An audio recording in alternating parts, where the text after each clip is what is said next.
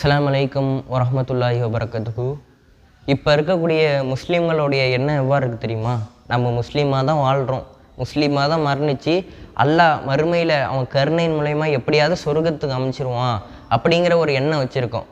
ஆனால் இந்த ஒரு விஷயத்தை நினச்சி ஒவ்வொரு நாளும் ஒவ்வொரு தொழுகையிலையும் இந்த நபர் அல்லாஹ் இடத்துல பிரார்த்தனை செஞ்சுருக்காரு. இவர் யாருன்னா, முன்பின் பாவங்கள் மன்னிக்கப்பட்ட சொர்க்கத்துக்கு முதல்ல செல்லக்கூடிய முஹம்மது நபி ஸல்லல்லாஹு அலைஹி வஸல்லம் அவங்க ஒவ்வொரு நாளும் இந்த பிரார்த்தனை கேட்டிருக்காங்க. என்ன பிரார்த்தனைனா, யா முகல்லிபுல் குலூப் சப்பித் கல்பி அலா தீனிக், என்னுடைய இறைவா என் உள்ளத்தை இந்த மார்க்கத்தை விட்டு தடம் பொருளை செஞ்சிடாரன்ட்டு முஹம்மது நபி ஸல்லல்லாஹு அலைஹி வஸல்லம் அவங்க இந்த பிரார்த்தனை கேட்குறாங்க.